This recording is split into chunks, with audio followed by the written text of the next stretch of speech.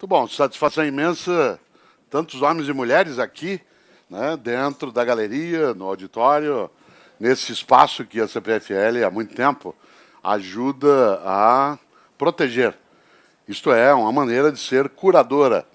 É interessante porque o livro que Dimenstar e eu produzimos pela editora Papiros, ele não se chama Era da Curadoria, né, à toa. Você sabe que a expressão curadoria é muito usual que seja utilizada no campo da museologia, né, mas ela serve também cada vez mais para o tema do conhecimento. Afinal, alguém que é curador é alguém que protege, que cuida, que amplia. A tarefa de um curador não é de ser um zelador, que não deixa ninguém entrar e que fecha e tranca. Ao contrário, curadoria é quando você é capaz de colocar à disposição. E aqui, né, seja no auditório, seja quem nos acompanha pela internet, há muita gente que é professor ou professora, como eu. E, nesse sentido, nos habituamos, de uma certa maneira, a trabalhar a relação de ensino como sendo aquela em que a gente detinha um determinado tipo de informação e a passava adiante.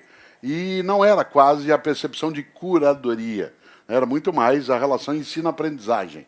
Hoje, nós, com as novas tecnologias, temos inúmeros meios, fontes imensas de difusão acelerada da informação, o que faz com que a tarefa docente, por exemplo, ou a tarefa de quem forma pessoas na empresa, na comunidade, na religião, que ela tenha hoje a necessidade, né, de dar um passo além naquilo que era só a expressão da relação ensino-aprendizagem.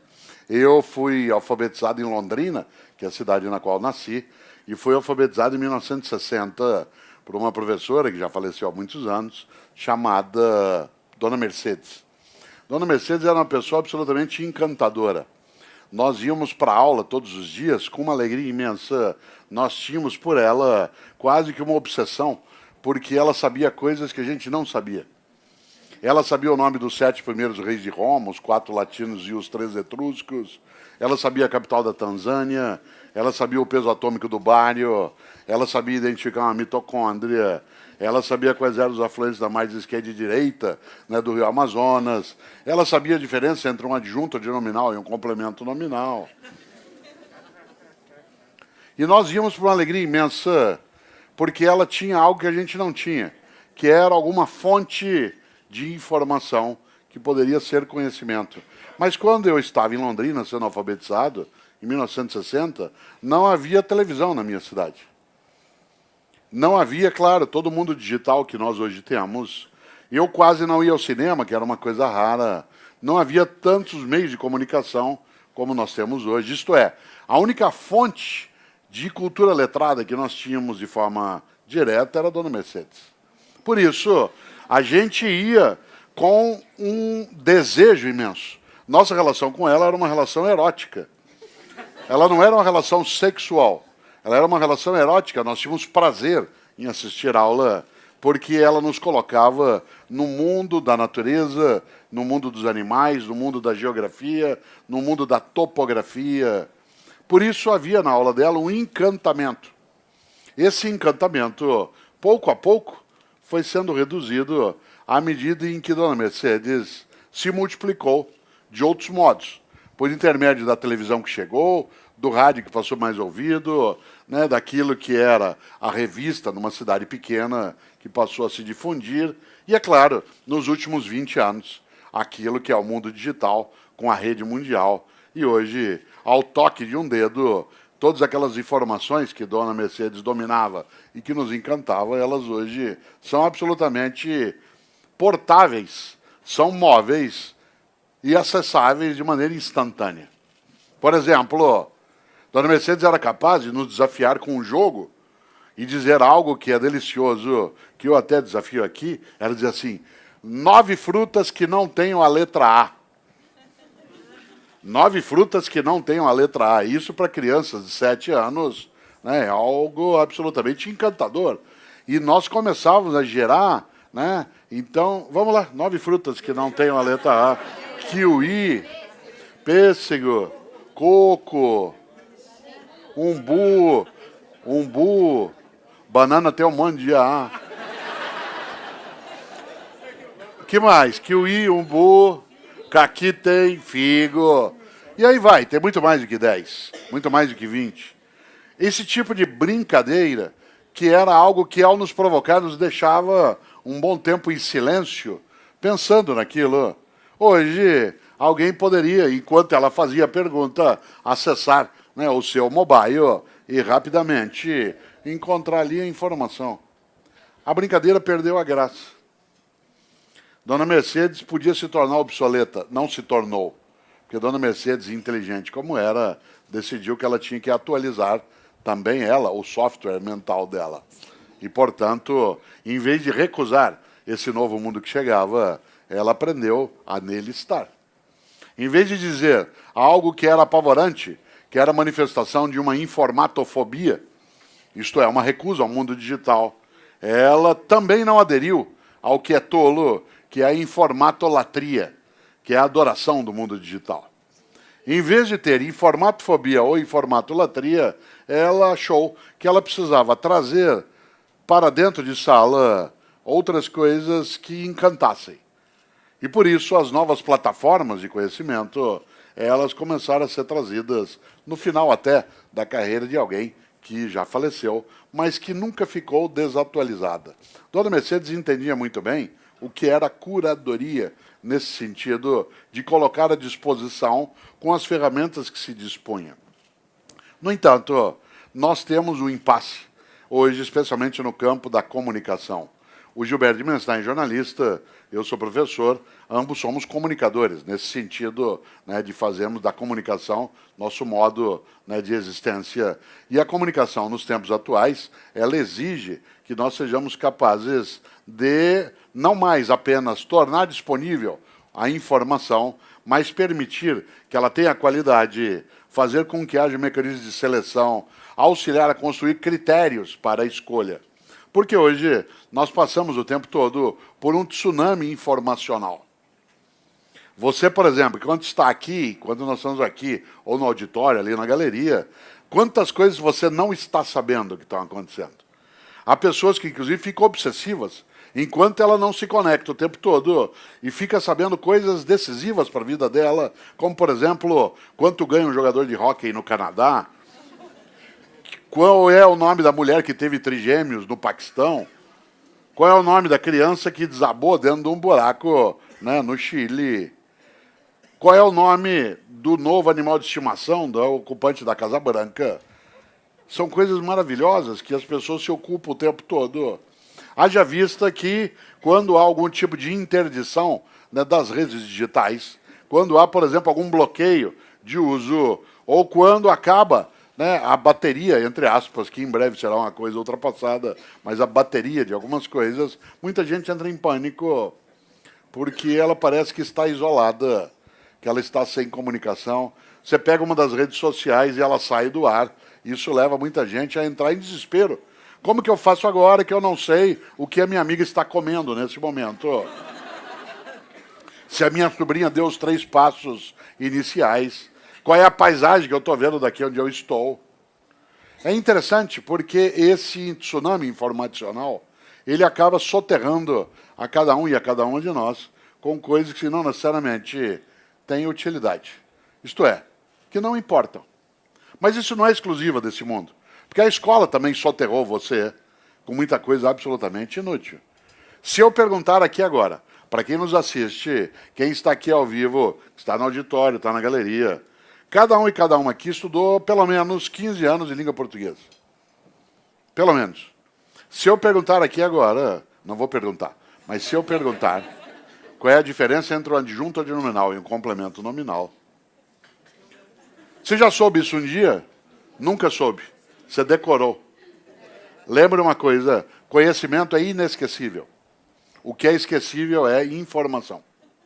Não confunda informação com conhecimento. Informação é cumulativa, conhecimento é seletivo. Informação é cumulativa, o conhecimento é seletivo.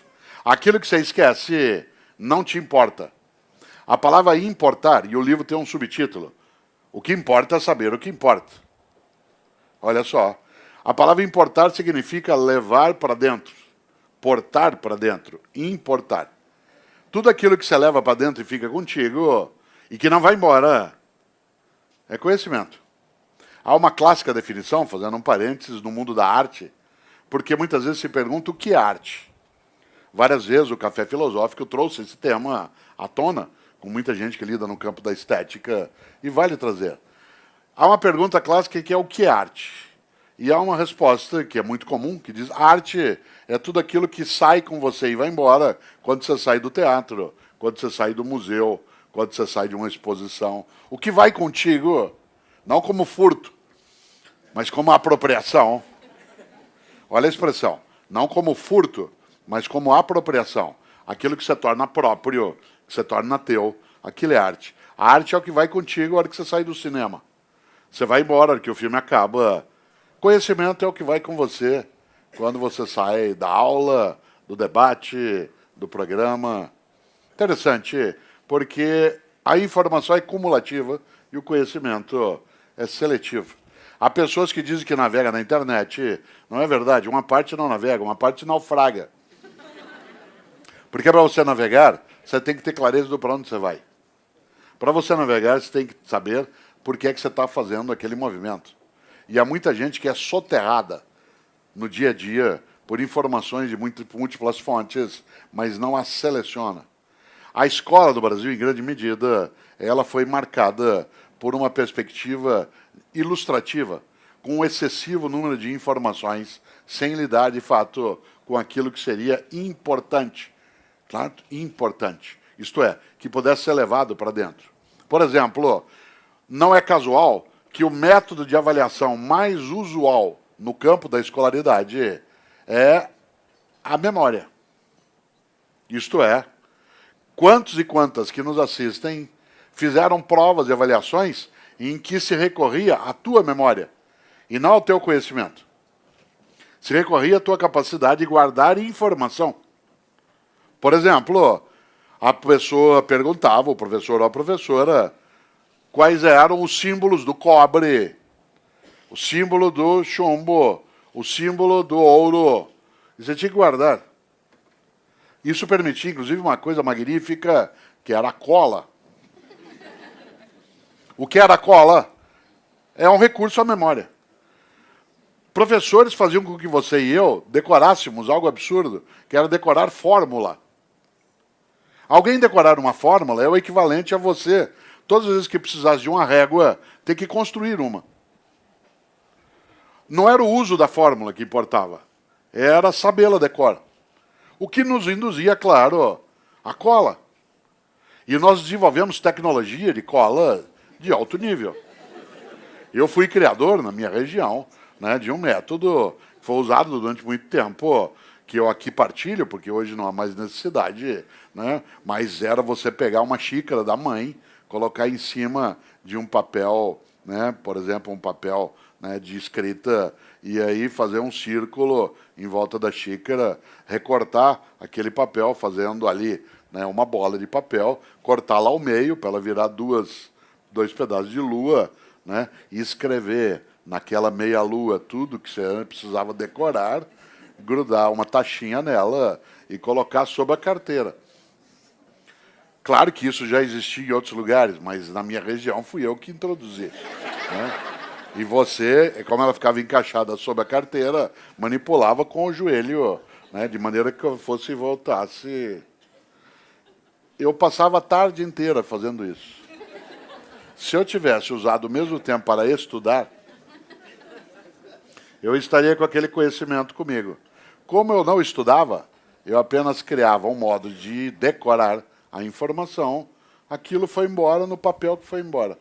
Pode até funcionar para você ter uma nota, para você poder passar em alguma atividade, mas não é conhecimento. Afinal de contas, insisto, conhecimento é algo inesquecível. Você aprendeu a fazer arroz, você nunca esquece, você perde a prática. Você aprendeu a andar de bicicleta, você nunca esquece, você pode perder a prática. Você aprendeu a construir um poema, você pode não esquecer, mas você perde a prática, mas não esquece. Conhecimento é inesquecível.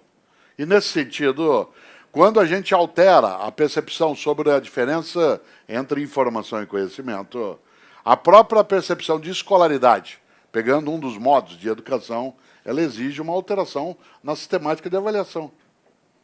Por exemplo, se eu trabalho com a ideia de conhecimento como aquilo que vai servir para operar a minha vida, fazê-la funcionar, o conhecimento como solução de problemas, o conhecimento como uma maneira de existir de modo mais consciente, mais nítido, menos alienado, a informação ela será só a base para o conhecimento. Nesse sentido, até a avaliação tem que ser alterada. Por exemplo, eu sou professor de filosofia.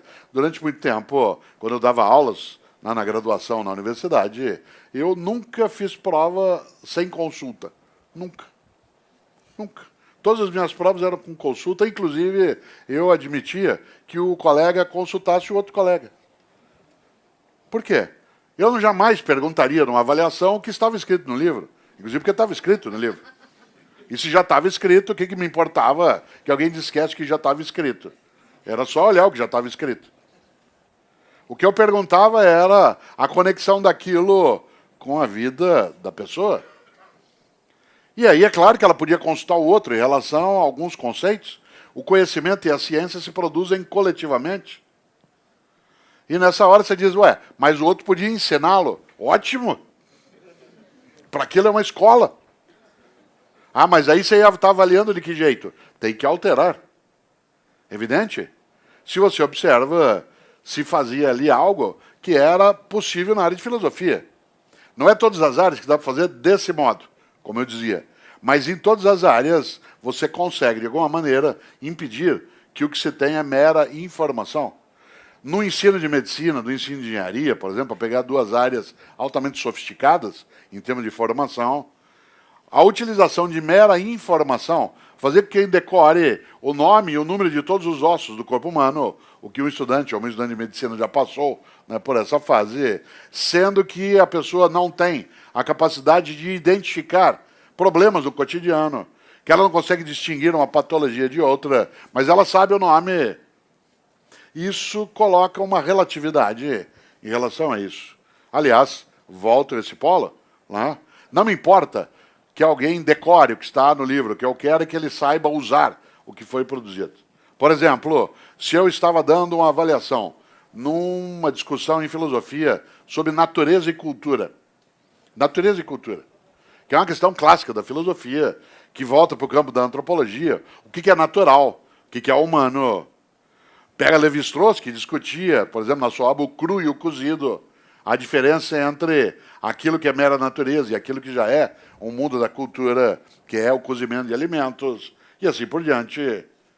O que é que levava alguém, e é uma questão séria no campo da estética, né? Por que um ser humano, quando terminou de fazer um vaso de barro, cuja finalidade era guardar água, ao terminar, enquanto a argila ainda estava úmida, um ser humano, um dia na nossa história, decidiu fazer um desenho na argila úmida. Desenho esse absolutamente inútil. Não cabe mais água por causa dele. A água não fica mais potável. Ela não dura mais tempo. Mas por que o primeiro ser humano, entre aspas, fez um desenho na argila? É deixar a marca. É a construção daquilo que é a nossa identidade. Um vaso não pode ser só um vaso. Ele tem que ser belo também. E o belo vem quando eu coloco a minha marca. Porque aquilo me importa. Ele vem para mim. Eu não posso, por exemplo, numa prova sobre natureza e cultura, perguntar apenas qual é o conceito de natureza de Aristóteles. Isso está no livro. Eu preciso lidar de outro modo com isso. Por exemplo, perguntar algo... Existe sanduíche natural? Essa é uma questão séria na filosofia. Você diz, é óbvio. Ah, é? Onde? Em que lugar a natureza oferece sanduíches? Ah, não, mas é que ele é feito por coisas naturais. E o que é natural num sanduíche natural? O alface por nós plantado? Ou ele foi objeto de coleta, estava ali, você foi lá, passou e pegou? Um pão feito naturalmente, com trigo plantado, moído, trabalhado. Maionese. Frango desfiado, absolutamente natural. Existe sanduíche natural. Isso é uma questão. Isso dá uma prova maravilhosa sobre natureza e cultura. O que é natural? O que é cultural? Interessante. Isso significa que você começa a lidar com as pessoas no cotidiano. E começa a fazer algo que a filosofia, como o ensino, precisa fazer, que é introduzir também a possibilidade da dúvida.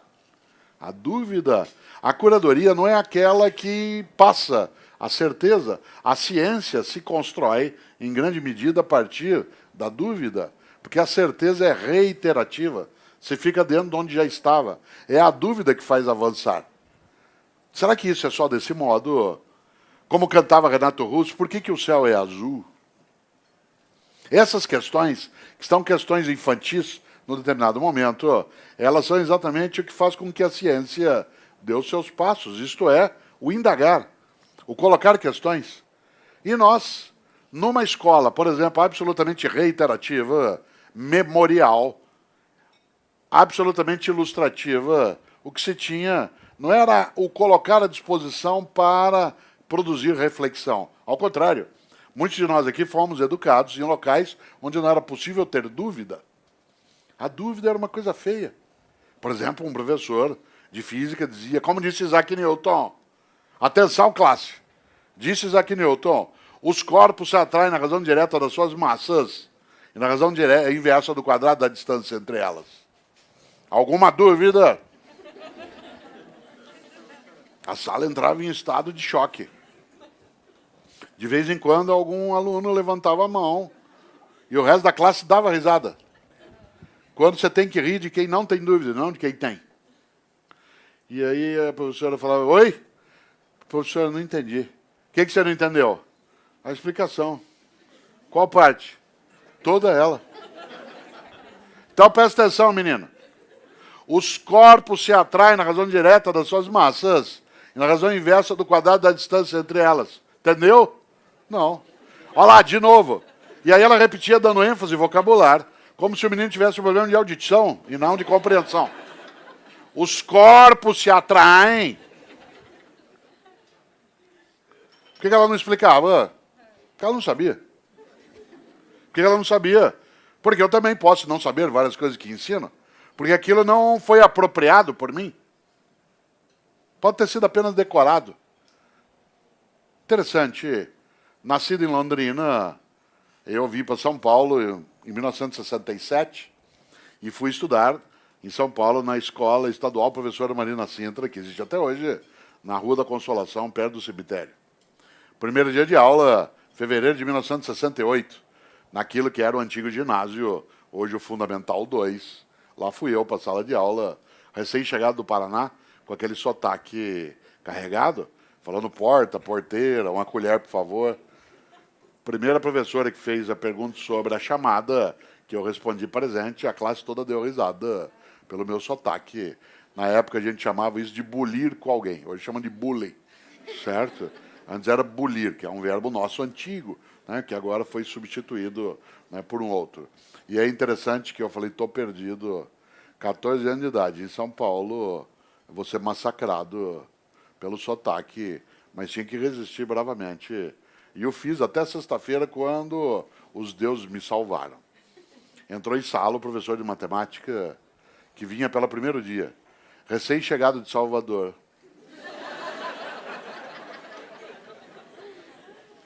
E disse a frase salvadora para mim, disse, meu nome é Edson, professor, muito bom. Eu sou de Salvador e vou ensinar para vocês produto cartesiano. Quando ele disse isso, eu pensei, estou salvo. Claro, em São Paulo havia, como tem até hoje, um gosto grande pelo sotaque usado na Bahia, que é muito gostoso, né? Ele é cantado de um outro modo.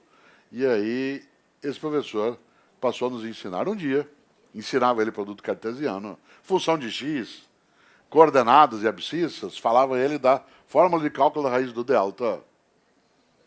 E ele disse a fórmula de cálculo da raiz do delta, e eu, aos 14 anos de idade, fiz uma pergunta absolutamente impertinente.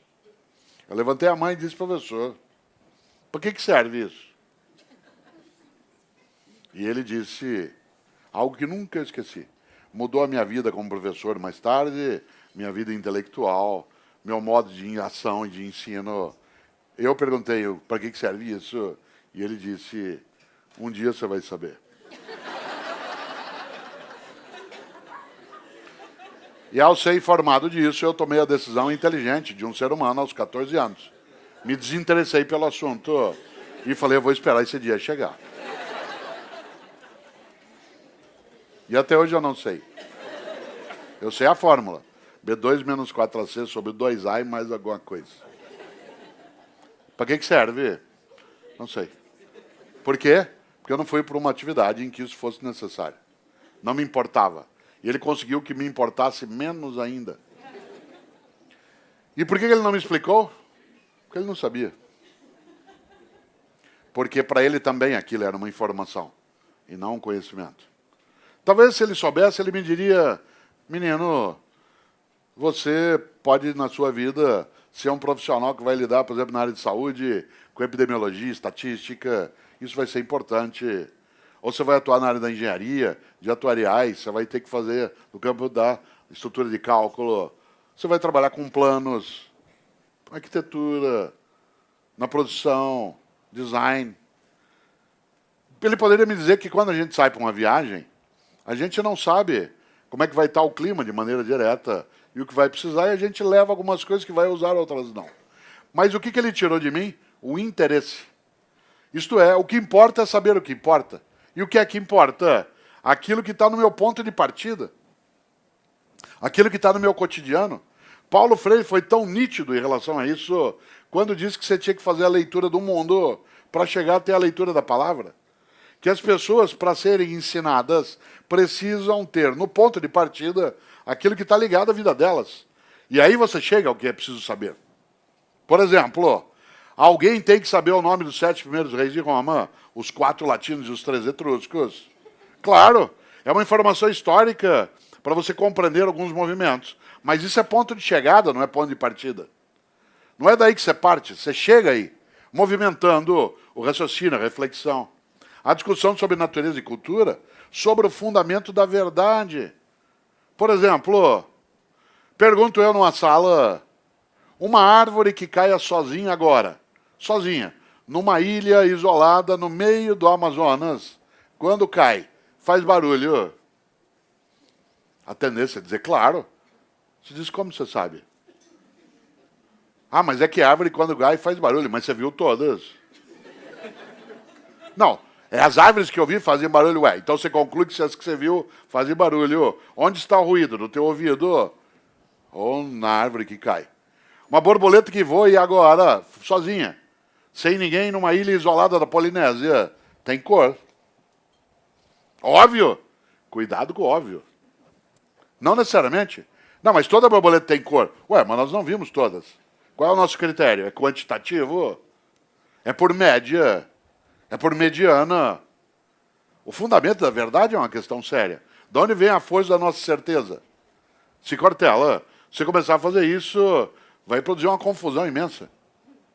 Bom, uma parte do conhecimento vem quando você derruba algumas certezas que são frágeis. Por isso o lugar da dúvida. Alguma dúvida? Como se a dúvida fosse proibida. Milor Fernandes, estupendo pensador brasileiro, dizia, se você não tem dúvidas, é porque você está mal informado. Claro. Você diz isso com curadoria, porque o curador, a curadora, a pessoa que ajuda a formar outras pessoas e que se forma, ajuda a formar outros e que se forma, tem que dar lugar também para a dúvida. A curadoria não é a transformação de alguém, de ignorante em alguém ciente.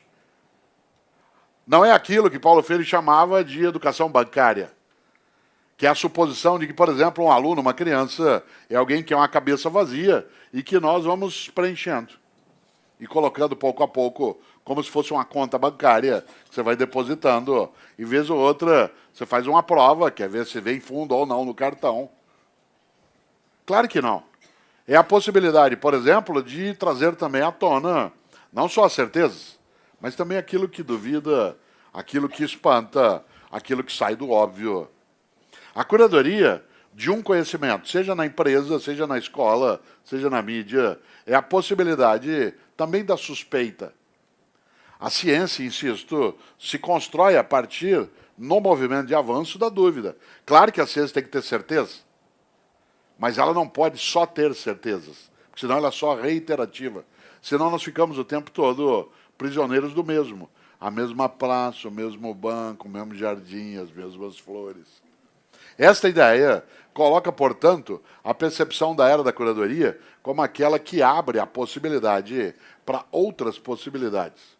Isso, claro, o mundo digital favorece imensamente à medida mesma em que ele aumenta de forma estrondosa as fontes. E nessa hora nós não podemos esquecer o quanto que é importante a possibilidade de, nesse mundo que tem, como eu dizia, um nível absurdo de informação do ponto de vista quantitativo, a necessidade até de suspeitar dessas fontes. Por exemplo, a internet é confiável? Ela é confiável o tempo todo. Se diz, mais um livro era confiável, mais confiável do que as plataformas digitais, por uma razão. Pela própria plataforma em si, ser mais durável no tempo, por ela ter base física, por ela ser átomo e não bits. Ela tinha a possibilidade, essa plataforma, de ser por mais tempo checada. Isto é, adensada.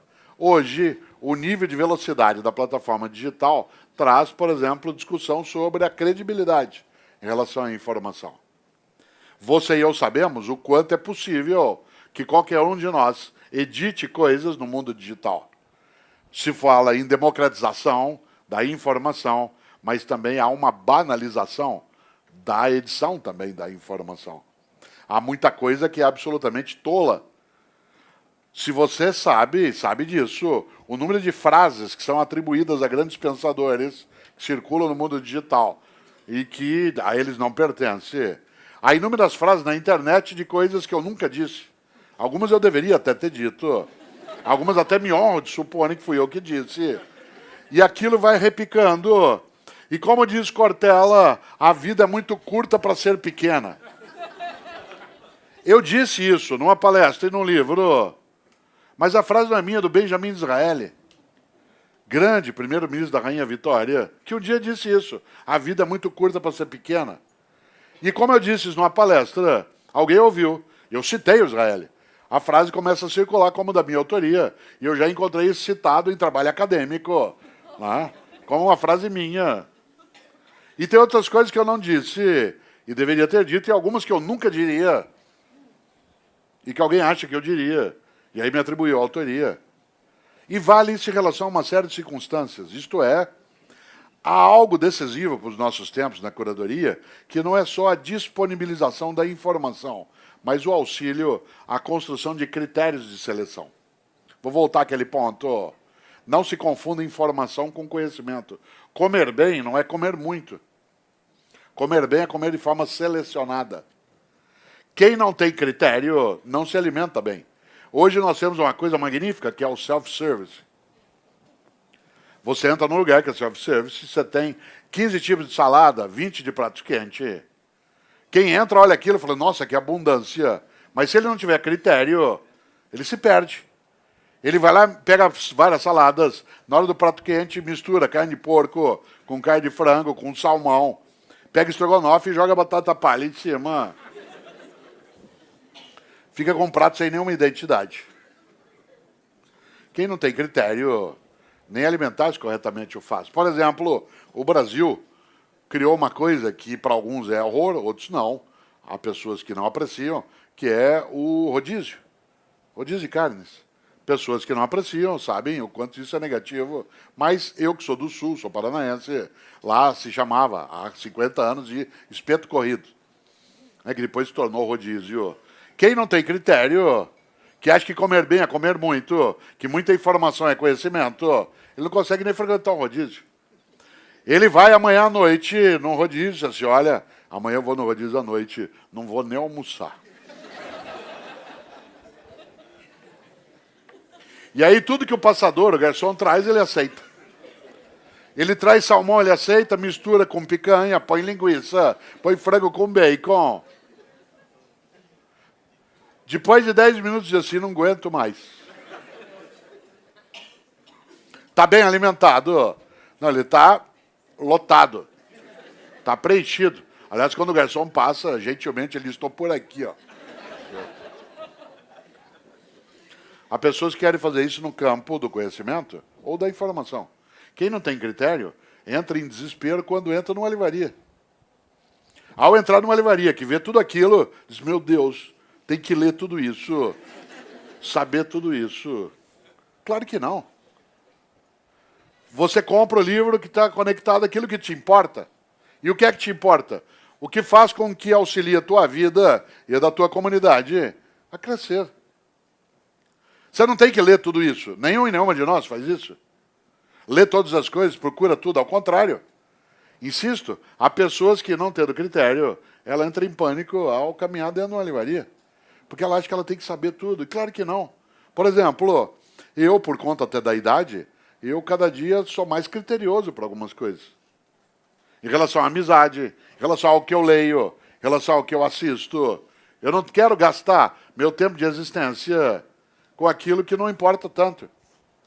Minha mãe me ligou no final de semana e falou, filho, vem aqui, por favor, conhecer uma amiga minha. Eu falei, mãe, não quero conhecer mais ninguém. Eu não dou conta nem de que eu já conheço. Se eu tiver que conhecer mais gente, eu estou perdido. Ou você assistiu tal filme? Não necessariamente, não quero, estou seletivo. Eu gosto de ler algumas coisas que hoje têm importância na minha história e que eu li, reli várias vezes e quero continuar. Não é que eu não leia nada novo, mas é porque o critério de seleção é outro. E o critério está sempre conectado aos seus objetivos. Qual é o tempo, né, que eu preciso em relação a lugares que eu vou, aquilo que eu vejo, com que eu converso. Não é tudo que está aberto. O que importa é saber o que importa. E o que me importa? O que eu quero trazer para dentro de mim? Aquilo que está ligado à capacidade de eu elevar minha vida e a da comunidade onde eu estou. Nesse sentido, volto exatamente a esse polo. Né? A gente nunca pode esquecer de um conselho, eu até gosto de lembrar isso, todo mundo aqui conhece, um dos livros que eu mais aprecio, é de um grande professor de matemática, né, do século XIX, um homem chamado Charles Dodson. Charles Dodson, um britânico, que para escrever livros adotou um pseudônimo que vocês conhecem, que é Lewis Carroll. Lewis Carroll, que criou Alice no País das Maravilhas, uma das obras mais filosóficas da história, que parece livro para criança, não é. Inspirou, por exemplo, o filme Matrix, o primeiro deles, que é o único que faz sentido. Alice, Matrix começa do mesmo modo, porque Matrix coloca algo que é uma filosofia funda, em forma de cinema. O que é a realidade? A realidade é aquilo que se vê, aquilo que se sente. Isso não pode ser uma mera ilusão. Claro que essa percepção filosófica não pode viver contigo o tempo todo. Há uma história clássica na filosofia que diz de um filósofo chinês que um dia dormiu e enquanto dormia sonhou que era uma borboleta. E no sonho dele a borboleta também dormiu. E sonhou que era um filósofo chinês. E aí ele acordou. Quem acordou? E quem acordou o quê? Isso serve para a filosofia questionar e indagar, mas não serve para nós vivermos assim o tempo todo. Porque nós precisamos de certezas, mesmo que provisórias. Certezas provisórias têm um nome em ciência, hipótese. Nós precisamos de certezas provisórias à medida em que, senão não se avança. Mas certeza provisória é provisória. Isso no campo da ideia, da convicção, da ciência. Quando não é certeza provisória, é dogma. Sai do campo da ciência, entra no campo da religião fechada. Na ciência, e portanto, nos saberes, como a filosofia e a teologia, entendida como ciência da religião, e não apenas como religião, vale a possibilidade da suspeita. Volto eu a esse polo. No Matrix você coloca isso em cena. E é sério, porque se você observa, a primeira cena do Matrix é semelhada ao Alice no País das Maravilhas. Vocês se lembram que no Alice a menina brincava no jardim, viu um coelho branco, saiu correndo atrás dele e caiu num buraco e foi para um lugar que ela não sabia onde estava. Que é mais ou menos como nós quando nascemos. Certo? Interessante, porque a primeira cena do Matrix é essa. Lembra-se da cena? Keanu Reeves, que faz o Neo, novo em latim, né? O Neo está diante de uma tela de computador e começa a piscar na tela Follow the White Rabbit. Siga o coelho branco. E aí, nessa hora, toca a campainha, ele vai abrir, tem um grupo de pessoas, entre elas uma mulher, uma moça com um coelho branco tatuado. E aí começa uma aventura estupenda sobre o que é verdade ou não. Por exemplo, a rainha louca, o coelho que parece a gente, estou atrasado. A lebre maluca, tem coisa para todo lado. A rainha, que uma hora ali está com ela, parece às vezes nosso país em algumas situações.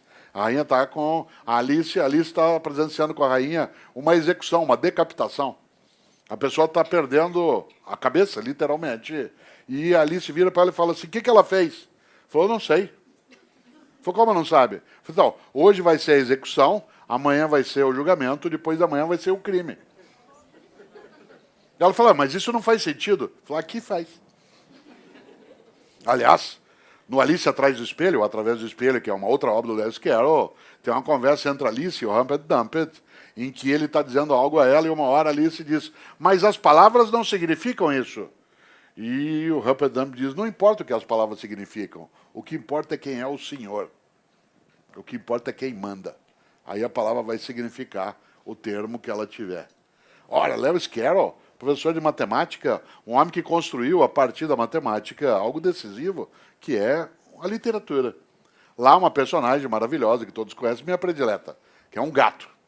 Um gato bonomônico, sossegado, maravilhoso, que aparece e desaparece, às vezes vem só o rabo dele, às vezes só, né, o sorriso. E a Alice, vocês lembram da cena clássica, a Alice está perdida, ela não sabe onde está. E uma hora ela vê o gato no alto da árvore, só o sorriso do gato. Ela olha para ele e fala assim, por favor, o senhor pode me ajudar? O gato falou, claro. Ela falou, para onde vai essa estrada? O gato fez a grande pergunta da vida, que é, para onde você quer ir? Ela falou, não sei, eu estou perdida. O gato falou, para quem não sabe para onde vai, qualquer caminho serve. Para quem não sabe para onde vai, qualquer caminho serve. Por isso, no que se refere à comunicação, ao conhecimento, a grande discussão é, para onde que a gente quer ir? O que você quer com isso? O que nós queremos, por exemplo, na formação de pessoas dentro do território escolar?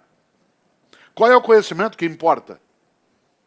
Quando eu era secretário de Educação na capital, deu para fazer uma discussão com uma parte das professoras, a Rede Municipal de Ensino de São Paulo é extremamente qualificada, ela já o era antes do governo que eu participei, e ela pôde dar outros passos ali. Mas uma coisa boa é que eu gostava de discutir com parte das professoras, e eu estou falando professora, porque quem não é da área aqui talvez não saiba, mas 93% de quem atua em educação escolar no Brasil é mulher. Né? De cada 100 pessoas em educação escolar, 93 são mulheres. Então, é uma profissão ainda essencialmente feminina, né, no Brasil. Por que feminina? Porque secundária na visão. Então, profissões que são consideradas femininas são aquelas que são consideradas secundárias. Fonoaudiologia, nutrição, enfermagem, magistério. Né? É difícil. É difícil você ter, por exemplo, uma mulher psiquiatra, uma mulher cirurgiã cardíaca.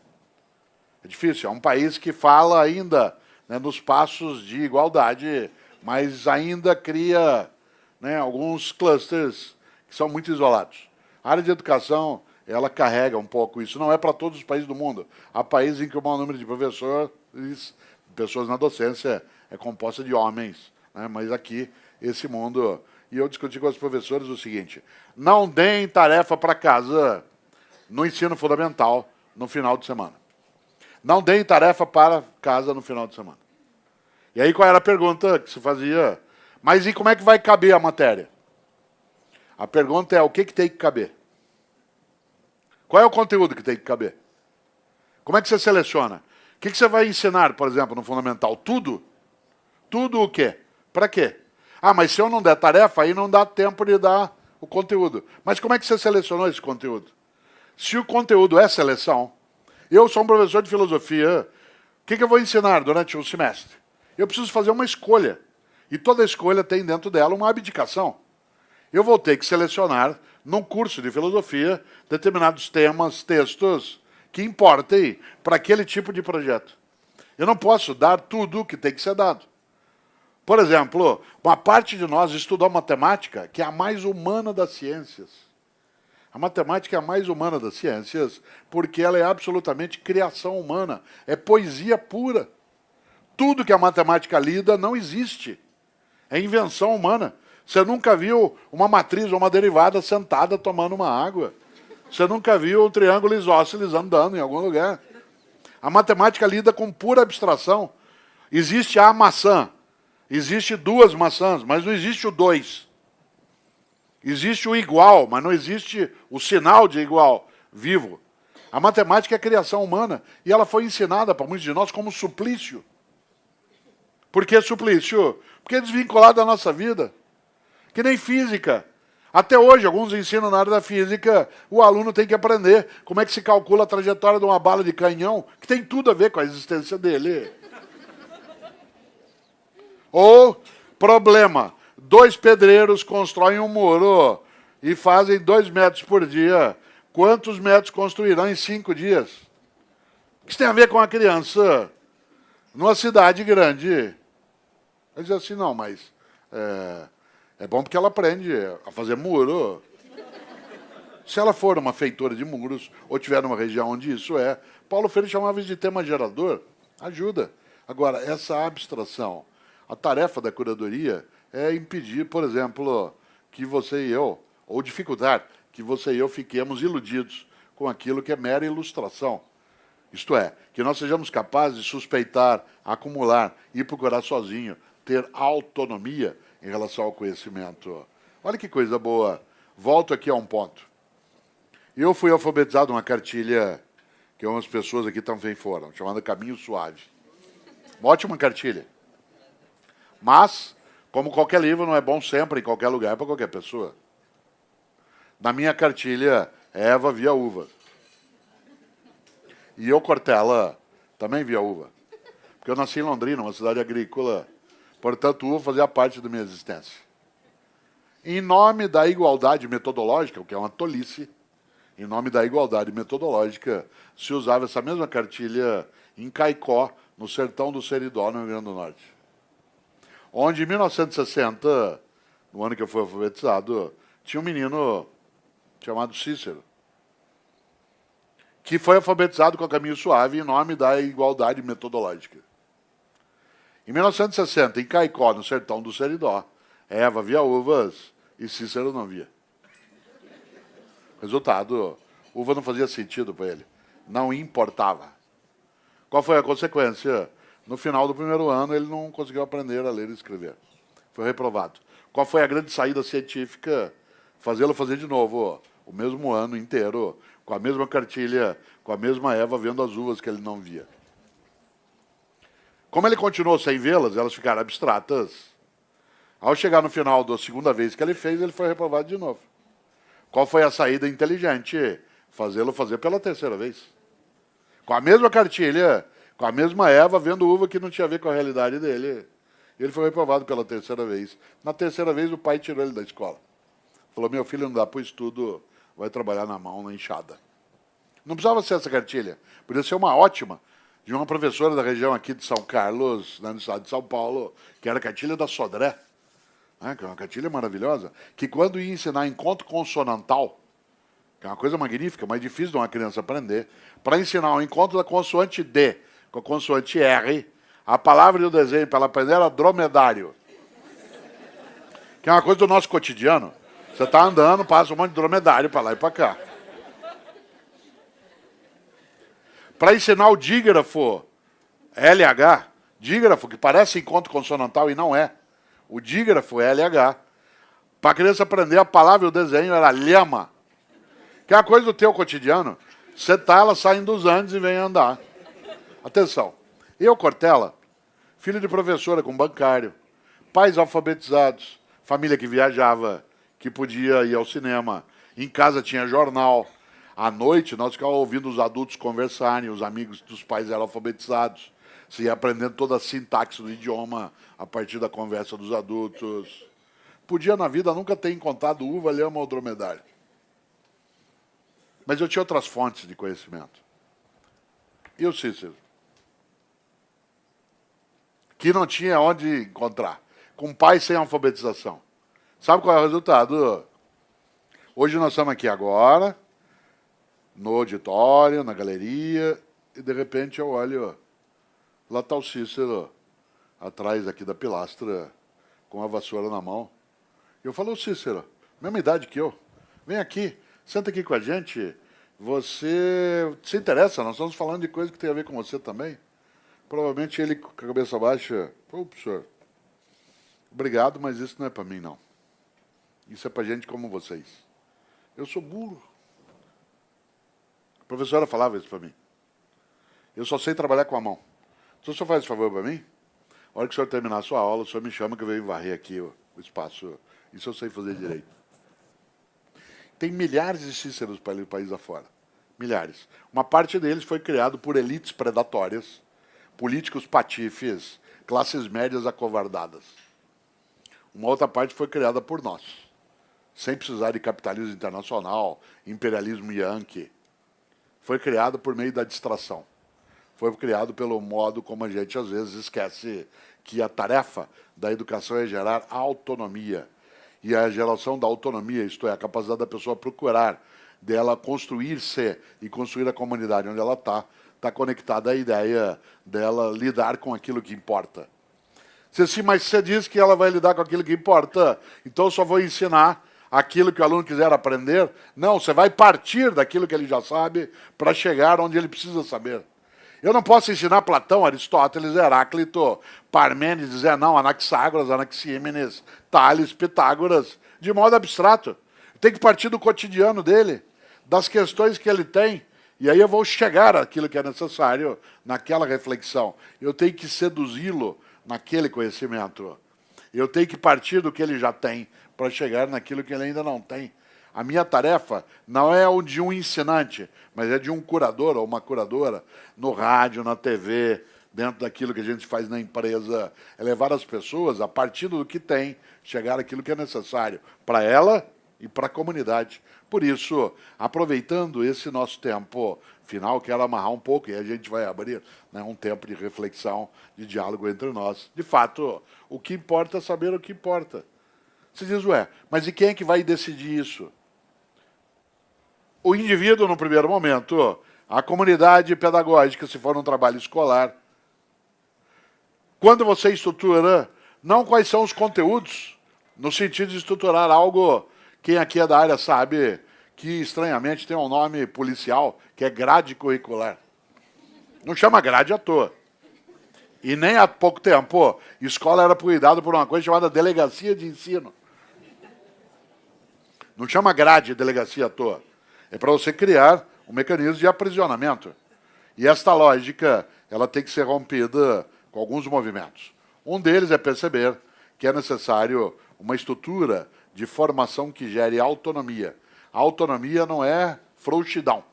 Por exemplo, é preciso que um país tenha uma base nacional curricular, a partir da qual, no que se refere à educação básica, se dê passos para que se possa, a partir dali, construir aquilo que é específico da realidade local, do interesse do indivíduo, daquilo que ele tem como projeto.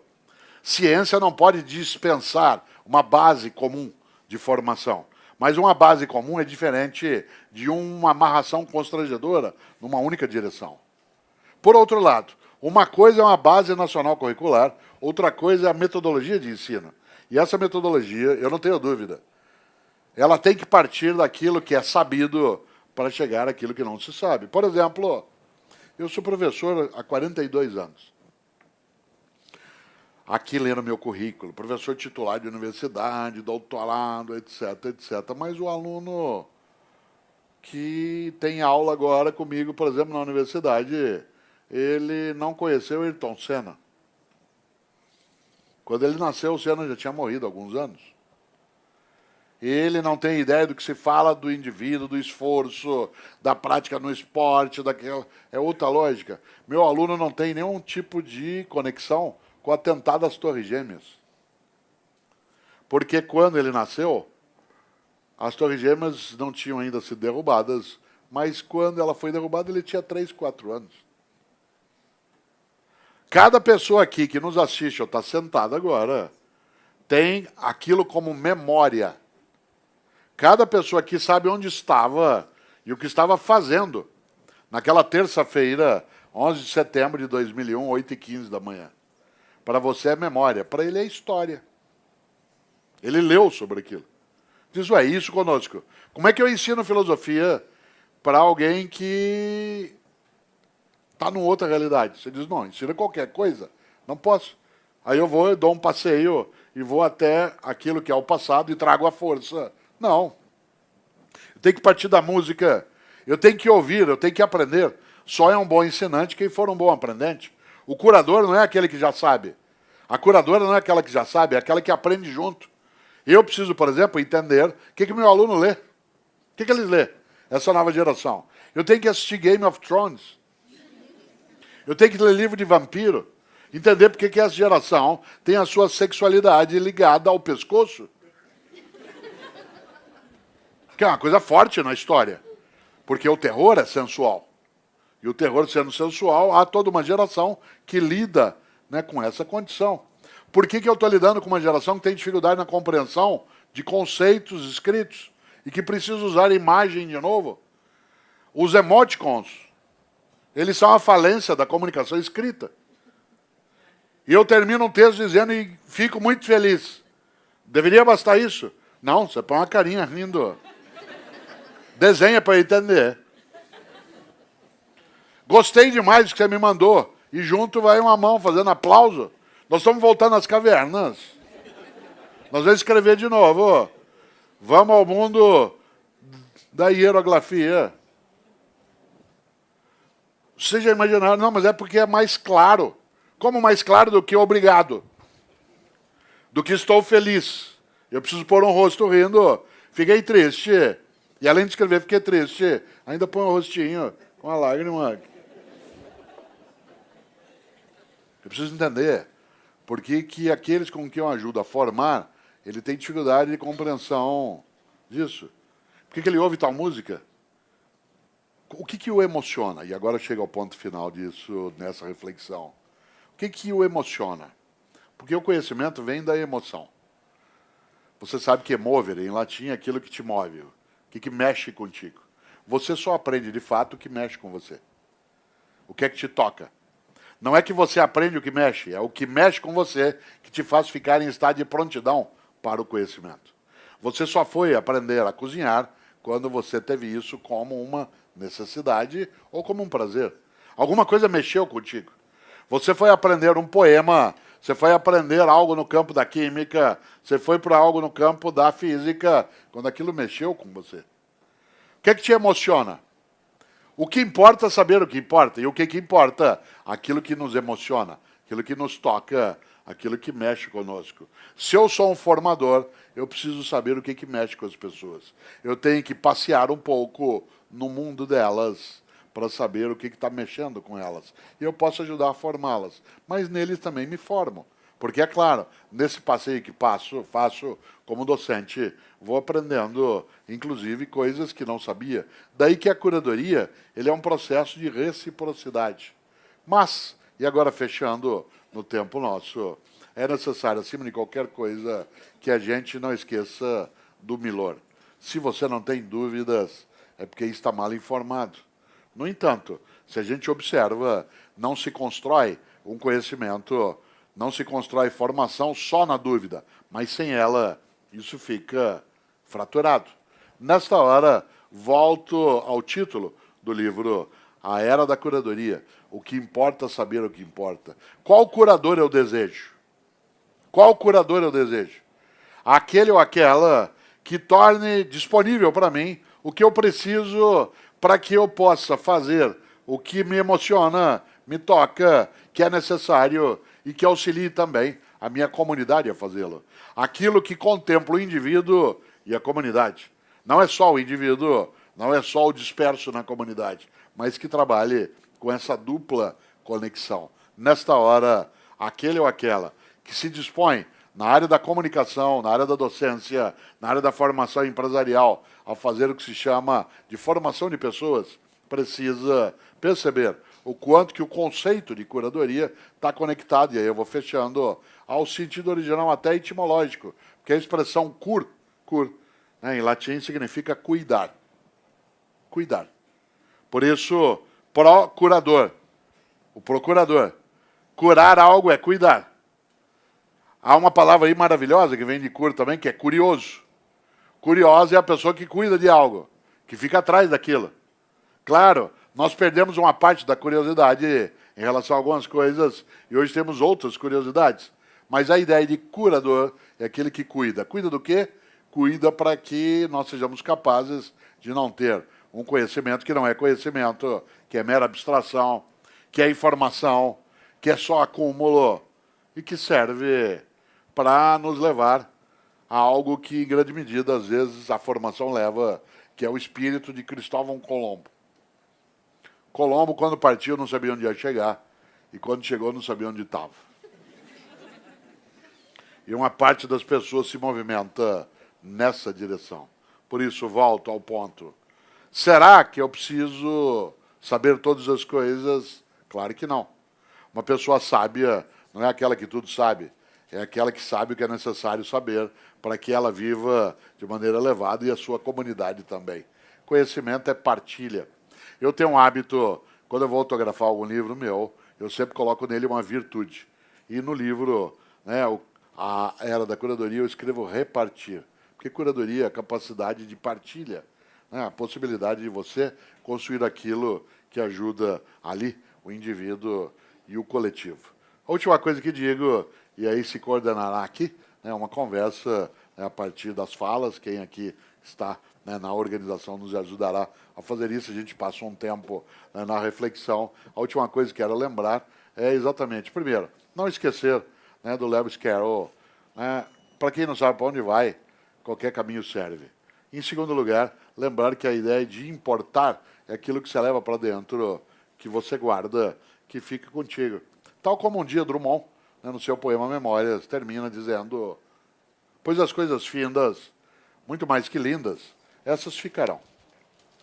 As coisas findas, muito mais que lindas, essas ficarão. E o conhecimento, ele é algo que é vivo, ele não pode ser congelado.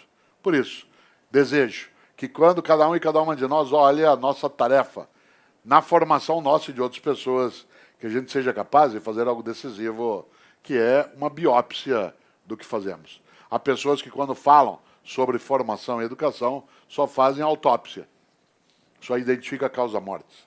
E isso de nada nos adianta. É preciso fazer autópsia, jamais. É preciso fazer biópsia.